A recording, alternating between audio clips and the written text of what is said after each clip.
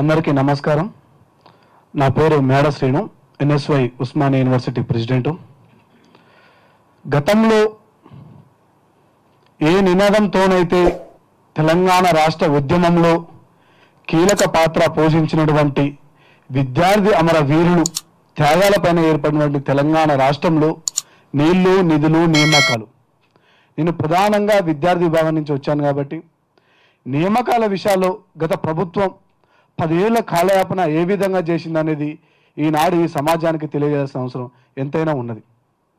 ఇలా మనం చూసుకున్నట్లయితే గడిచిన 10 ఏళ్లలో ప్రభుత్వం ఒక విద్యాశాఖ మంత్రి ఆధ్వర్యంలో నోటిఫికేషన్ల పేరుతోటి, లీకేజీల వ్యవహారాలతోటి, విద్యా వ్యవస్థ పైన, విద్యా విధానాలపైన, విద్యార్థి నిరుద్యోగులకి ఒక ప్రభుత్వ ఉద్యోగము, ఒక ప్రభుత్వ పాఠశాలలో, ఒక ప్రభుత్వ కళాశాలలో, ఒక ప్రభుత్వ యూనివర్సిటీలో అడ్మిషన్ దొరకని సందర్భాల్లో ఏనాడు కూడా గత ప్రభుత్వాలు వాళ్ళ యొక్క సమాధానం ప్రజలకి చేకూర్చలేదు. అయినప్పటికీ 2 లక్షల ఉద్యోగాలు ఇస్తా అని చెప్పేసి గద్దెనెక్కినటువంటి కేసీఆర్ ఏనాడు కూడా ప్రభుత్వ ఉద్యోగాలపైన ఒక ప్రెస్ మీట్ పెట్టి విద్యార్థి నిరుద్యోగులకి ప్రభుత్వ ఉద్యోగాలు అందించలేదు. ప్రభుత్వ ఉద్యోగాలు అందించలేదని ఆనాడు తెలంగాణ ఉద్యమంలో ఏ విధంగా అయితే మన విద్యార్థి నిరుద్యోగులు ఉద్యమాలలో పాల్గొన్నారు, అదే తరహాలో గడిచిన 10 ఏళ్లలో మా ప్రభుత్వ ఉద్యోగాలు మాకు కల్పించాలని చెప్పేసి ప్రతి ఒక్క జిల్లాల్లో, ప్రతి ఒక్క పట్టణాలలో ఉస్మానియా యూనివర్సిటీ లాంటి, కాకతీయ యూనివర్సిటీ లాంటి, మహాత్మా గాంధీ యూనివర్సిటీ లాంటి వేదికల మీద మా ఉద్యోగాలు మాకు కల్పించాలని చెప్పేసి మళ్ళా అదే తరహాలో ప్రాణాలు అర్పించిన దాఖలాలు గడిచిన 10 ఏళ్లలో మనం అందరం కూడా చూసాం. అయినప్పటికీ కూడా గడిచిన ప్రభుత్వం ఏనాడు కూడా విద్యార్థి నిరుద్యోగుల పట్ల కనీసం ఒక దూరదృష్టితోటి, వాళ్ళ మీద ఒక అభిప్రాయంతో ముందు చూపుగా ఆలోచించలేదు. మీ అందరికీ కూడా తెలుసు, ఎలక్షన్ల ముందు ఆర్టీసీ క్రాస్ రోడ్లో ప్రభుత్వ ఉద్యోగాల కోసం ఇంటి నుంచి వచ్చి కోచింగ్ తీసుకుంటూ ప్రిపేర్ అవుతున్న అమ్మాయికి ఈ రాష్ట్ర ప్రభుత్వం ప్రభుత్వ ఉద్యోగాలు కల్పించడంలో విఫలమైంది. ఈ సమాజంలో బ్రతకడానికి మరో మార్గం లేదని చెప్పేసి ఆత్మహత్య చేసుకుంటే కనీసం ఆ అంశం మీద కూడా మాట్లాడడానికి వాళ్ళకి ధైర్యం లేక దాన్ని ఇంకో విధంగా చిత్రీకరించిన దాఖలాలు ఇలా సమాజంలో మనం చూసాం. మన తెలంగాణ రాష్ట్రం ఏర్పడ్డాక ప్రభుత్వ ఉద్యోగాలు వస్తాయని ఏదైతే మనం ఆశపడ్డామో ప్రభుత్వ ఉద్యోగాలు వచ్చాయా? రాలేదు. ప్రభుత్వ యూనివర్సిటీలు కనీసం డెవలప్మెంట్కు నోచుకున్నాయా? కాలేదు. ప్రభుత్వ యూనివర్సిటీలు డెవలప్మెంట్కు నోచుకోక వాళ్ళ కనుసన్నల్లో ఎవరైతే మంత్రివర్గులు, ఎమ్మెల్యేలు ఉన్నారో వాళ్ళకి ప్రభుత్వ భూములు, పట్టదారు భూములు, కబ్జా చేసిన భూములకి పర్మిషన్లు ఇస్తూ ప్రైవేటు యూనివర్సిటీలకి ఇలా పర్మిషన్ ఇచ్చిన దాఖలాలు మనందరం కూడా చూసాం. అటుపోతే మల్లారెడ్డి యూనివర్సిటీలు కావచ్చు, ఇటుపోతే పల్లా రాజశేఖర రెడ్డి యూనివర్సిటీలు కావచ్చు, ఇలా అనేకమైనటువంటి యూనివర్సిటీలు ఏర్పడుతున్నాయి. మన అంటే పేదరికం నుంచి వచ్చినటువంటి విద్యార్థులకి ఒక ప్రభుత్వ యూనివర్సిటీలో చదువుకోవడానికి కనీస మౌలిక వసతులు లేవు. ఈ అంశాల మీద గడిచిన 2 రోజుల క్రితం 4 గంటల సేపు ఇంటర్వ్యూ ఇచ్చినటువంటి కేసీఆర్ గారు ఒక అంశం మీద మాట్లాడారా?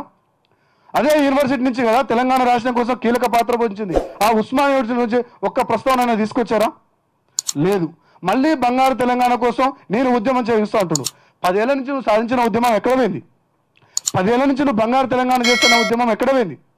10 ఏళ్ళు నీకు అధికారం ఇస్తే బంగారు తెలంగాణను ఏర్పాటు చేయలే కానీ మళ్ళీ నాకు ఎంపీ ఎలక్షన్లో గెలిపించండి, బంగారు తెలంగాణ కోసం ఢిల్లీకి వెళ్ళి కొట్లాడుతా అంటున్నావు.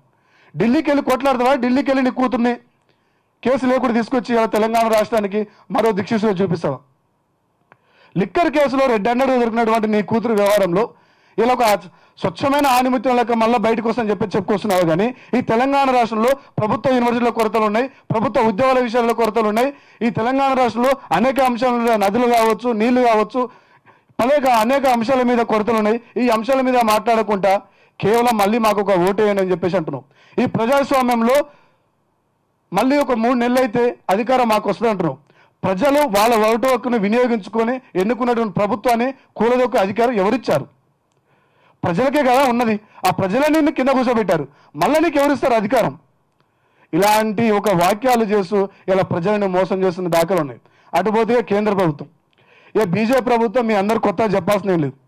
కేవలం మతం, గుడి, దేవుడు ఈ అంశాల మీదనే ఇలా ఓట్లని తీసుకుంటున్న దాఖలు ఉన్నాయి. మీ అందరూ కూడా తెలుసు, గడిచిన సరిగ్గా సంవత్సరం క్రితం రెజ్లర్స్ ఇతర దేశాలలో మన భారత పతాకాన్ని రెపరెపలాడించినటువంటి రెజ్లర్స్ వారికి లైంగిక వేధింపులు ఏర్పడుతున్నాయని చెప్పేసి ఈ సమస్యకు ఒక పరిష్కారం కావాలని చెప్పేసి ఢిల్లీ నడిబొడ్డున జంతర్ మంతర్ దగ్గర రోడ్డు మీద కూర్చొని ఆందోళన దిగితే కనీసం కేంద్ర ప్రభుత్వం వాటికి ఒక సమస్యకు ఒక పరిష్కారం చూపలేదు.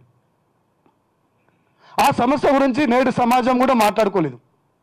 రామాలయం ఎప్పుడు ఏర్పడుతుంది, రామాలయానికి ఏ రోజుకి వెళ్ళాలి, ఆ రామాలయానికి విరాళం తీయాలి, ఎవరు ఎంత ఇచ్చారనే దాని మీద చర్చ జరుగుతుంది. లేకపోతే నరేంద్ర మోడీ హరిద్వార్కి వెళ్ళి ఒక నెమ్మలి పింఛం ఎక్కడ పెట్టేదాని మీద చర్చ జరుగుతుంది.